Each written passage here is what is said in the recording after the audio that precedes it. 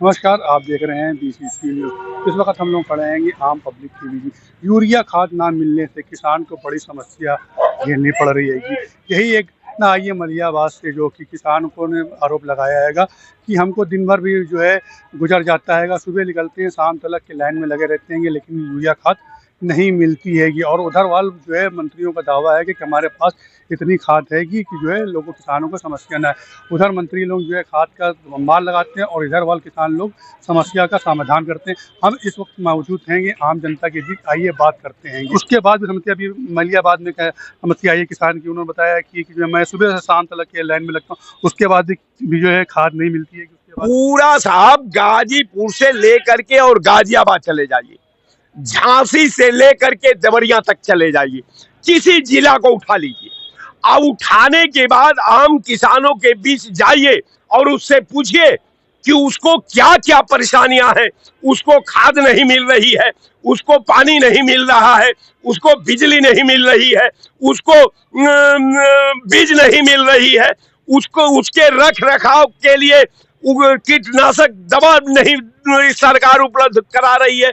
तो ये सरकार शुद्ध रूप का किसान विरोधी सरकार है।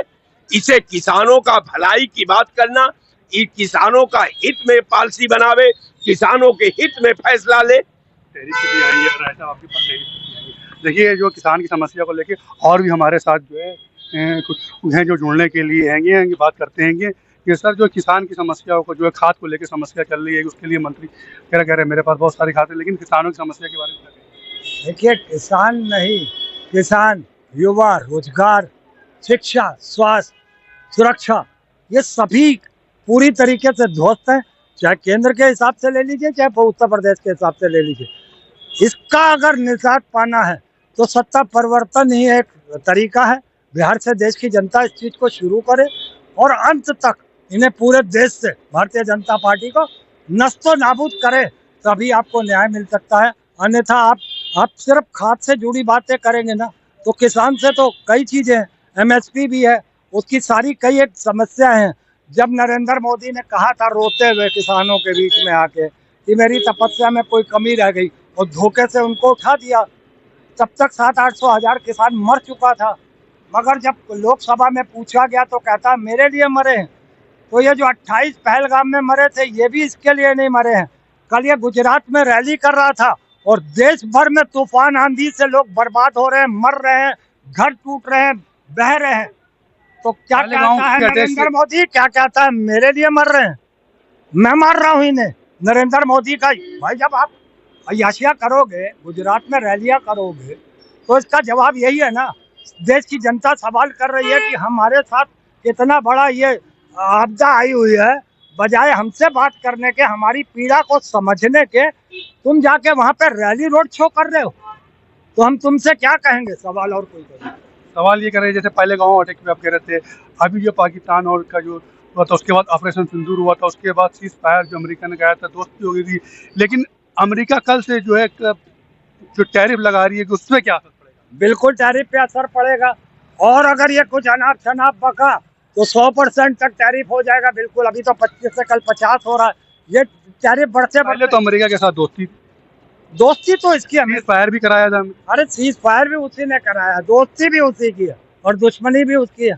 अब अमेरिका जो है टैरिफ लगा रहा है, उसके बारे में जो जनता क्या करेगी? नहीं तो अब देखिएगा जनता के ऊपर क्या उसका असर पड़ता है। ये आने वाला वक्त बताएगा कि देश कहाँ जाएगा और कहाँ उद्योगपति जाएंगे, कहाँ रोजगार से जुड़े लोग जाएंगे, कहाँ से जब जो उसका जो असर फिर आम पब्लिक पर पड़ेगा, महंगाई की मार जो आम पब्लिक को भुगतनी पड़ेगी, वो भी एक मुद्दा आएगा। देश का प्रधानमंत्री तो आज गुजरात के पटल से कह रहा है कि देने वाला कोई भी हो, देने वाला कोई भी हो, मैं काला धन, सफेद धन, पीला धन, नीला धन, डॉलर, पाउंड कुछ भी ले सकता हूँ और किसी भी व्यक्ति से ले सकता हूँ। तो क्या मैं पूछूं नरेंद्र मोदी से कि आतंकवादी अगर तुम्हारी मदद करेगा तो 2047 में जो तुम कह रहे हो कि देश को विकसित भारत बनाना है, तो उसके लिए तुमने देश को तो आज शर्मसार कर दिया गुजरात की धरती से। जब तुमने कहा देने वाला कोई भी हो, मुझे पाउंड दे, डॉलर दे, काला धन दे, सफेद धन दे, पीला दे, नीला दे, तो आतंकवादियों के लिए तो रास्ता खुला हो गया। अब मोदी के लिए भी रास्ता खुला हो गया। देश विदेश के जो भी आतंकी हैं, जो भी काला बाजारी के धंधा करने वाले हैं, वो सब नतमस्तक हो जाएंगे नरेंद्र मोदी को और करोड़ों अरबों रुपया दे देंगे। कर लेना देश को 2047 तक विकसित भारत। मगर तुमने आज देश की जनता को देश दुनिया में शर्मसार किया है, उसकी गर्दन झुकाने का काम किया है नरेंद्र मोदी ने। एक कार्यतापूर्ण काम किया है देश के प्रधानमंत्री ने, देश की जनता का सर झुका दिया है। उसने ये कह के देने वाला कोई भी हो, मुझे काला धन, सफेद धन, पीला धन, नीला धन, डॉलर, रुपया, पाउंड, कुछ भी दो, मैं देश को विकसित बना। मतलब इसका मतलब क्या है? रिजर्व बैंक को पकड़े, माननीय द्रौपदी मुर्मू जी, रिजर्व बैंक को अपने अंडर में लीजिए, नरेंद्र मोदी को गिरफ्तार करिए और जाके पता करिए कि आरबीआई में सोना और पैसा सुरक्षित है। ये देश पूरा खत्म कर चुका है, बेच चुका है। क्योंकि एक कंगाल कह रहा है गुजरात के पटल से कि मुझे कोई भी दे दे पैसा, मैं देश को विकसित भारत बनाना चाह रहा हूँ। ये आतंकवादियों से भी पैसा ले सकता है। यह है आचरण हमारे देश के प्रधानमंत्री। ठीक है, ये जनता के बीच में भाई जैसे इन्होंने जो है टैरिफ के बारे में बताया कि जो अमेरिका के टैरिफ और भी हमारे साथ जो है बढ़ेंगे। और अब ये कि जो है अमेरिका ने जो पहले 25% लगाया, अब 50% टैरिफ लगा दिया हैगा, उसको लेकर जनता में क्या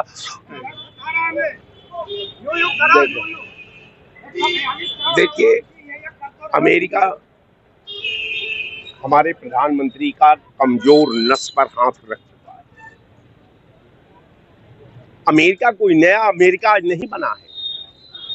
अमेरिका को आपको याद होगा कि अमेरिका संसदीय प्रणाली को जब नरसिम्हा राव संबोधित कर रहे थे तो वहां भी नरसिम्हा राव ने, जब पत्रकारों ने पूछा कि भाई भारत की आर्थिक स्थिति क्या है, भारत का वैश्विक स्थिति क्या है, भारत का वित्तीय स्थिति क्या है, भारत का अंतर्राष्ट्रीय मंच पर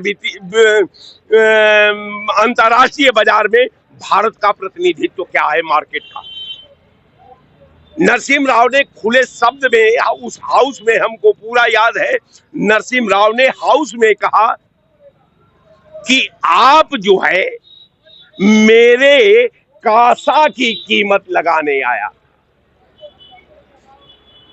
तुम जो है मेरे कासा, कासा मने भीख मांगने वाला पात्र को कासा कहते हैं, तूने मेरे कासा की कीमत लगाने आया था, मैं तुम्हारे ताज की कीमत लगाने आया हूं। ये प्रधानमंत्री की इच्छा शक्ति होती है। रह गया सवाल कि भाई ठीक है, अंतर्राष्ट्रीय में हम अमेरिका में मार्केट करते हैं, क्रय विक्रय सब होता है, आप 50% लगा लो टैरिफ जो दे रहे हो, मैं तुम्हारे सामान पर 70% लगा दे रहा हूं। तो ये बकवास के सिवाय ट्रम्प जान गया है, इनकी नस को समझ लिया है, क्योंकि उसकी कमजोर नस अमेरिका के राष्ट्रपति के पास है और जब नस पर हाथ रखेगा तो कोई बच नहीं पाएगा। इसलिए वो उस कमजोर नस का भारत जो का अमेरिका फायदा उठा रहा है। जनता पे क्या असर पड़ेगा? जनता पर तो पड़ेगा सारा आपका जो वित्तीय स्ट्रक्चर है। अभी हाल ही में जब जो है क्या वोट चोरी के लेकर अखिलेश यादव और जो है राहुल गांधी ने जब वोट को चोरी को लेके हुआ था, तो उसके बाद जो है उनका क्या बयान आया था, पहले तो मुगलों ने लूटा, फिर उन्हें लूटा, जो बचा कुचा था उसको भारतीय जनता पार्टी के लोगों ने कहा कि उस जो बचा कुचा था उसको जो है ये समाजवादी पार्टी ने और कांग्रेस ने। बिल्कुल सही बात। जब मुगल थे तो उनके सलाहकार यही लोग रहे, इनके पूर्वज रहे। जब अंग्रेज थे तो यही इन्हीं के पूर्वज उनका भी चाटुकारी करते रहे। आज जब ये है तो ये भी उसी का चाटुकारी कर रहे हैं जो इनका पूर्वजों ने किया है, जो इनका संस्कार में आया है। गुलामी करना, बटरिंग करना, भाटगिरी करना, ये भारतीय जनता पार्टी से कोई अच्छा कर नहीं सकता। मैं इसीलिए बताता हूं कि जो कांग्रेस की बात करते हैं, कम से कम उनको कांग्रेस की इतिहास को पढ़ना चाहिए, लेकिन ये पढ़ते लिखते तो है नहीं। ये केवल बकवास करते हैं कि भाई हमने अंग्रेजों से लड़ करके सत्ता लिया, और जिस सत्ता को हमने लड़ करके लिया, आप हमारे खिलाफ साजिश करके, हमारे खिलाफ अफवाह उड़ा करके, देश के साथ विश्वासघात करके आज उसी कुर्सी पर है। अगर हम लड़े नहीं होते, कुर्सी बनाए नहीं होते, तो आप अमेरिका का प्रधानमंत्री नहीं होते, न आप चीन का प्रधानमंत्री होते। आप वही करते जो आपके पूर्वजों ने करते आया है, प्रधानमंत्री बनाने का, प्रधानमंत्री को बैठाने का, प्रधानमंत्री को संचालन का, प्रधानमंत्री को संविधान में बांधने का। ये सब काम का अकेले कांग्रेस ने किया है। तब तो ये लोग उसी अंग्रेजों का ये मुखबिरी ये पार्टी किया करती थी। आज उसी मुखबिर के जो ये औलादे हैं आज देश पर शासन कर रही है और जुर्म ढा रही है, विधा के भावनाओं से खेल रही है, वोटों का चोरी कर रही है, समाज का दोहन कर रही है और विदेशी साजिश के तहत आप जो जीता जागता जो है नमूना प्रधानमंत्री ने 50% टैरिफ का ला दिया। इसके लिए माननीय प्रधानमंत्री को और उनकी पूरी कैबिनेट को मैं बहुत बहुत बधाई देता हूं कि कम से कम भारत की जनता के लिए एक आपने अनोखा उपहार दे दिया, जिसका आने वाला कल में कोई भी शासक होगा, आपके द्वारा आज जो आपने भूगोल का निर्माण किया है, ये सदियों भारत आपकी दहलीज का, आपके कर्म का, आपके वचन का और आपका संविधान के प्रति वचनबद्धता को निरंतर अनुकरण करता रहेगा, निरंतर उसे काला अध्याय के रूप में देखता रहेगा। जय हिंद। बहुत बहुत धन्यवाद। ये थे जो है आम पब्लिक के बीच में थे जो किसान की समस्या को लेकर, और जो अमेरिका ने जो है 50% टैरिफ लगा दिया था उसको लेकर भी जो है प्रधानमंत्री का जो उन्होंने कहा है कि जितने भी लगा दें हम जो है देखते रहेंगे और आगे क्या होगा तो बताते चले। लखनऊ से कैमरा पर्सन अतीम के साथ BCC न्यूज़ मोहम्मद एजाज।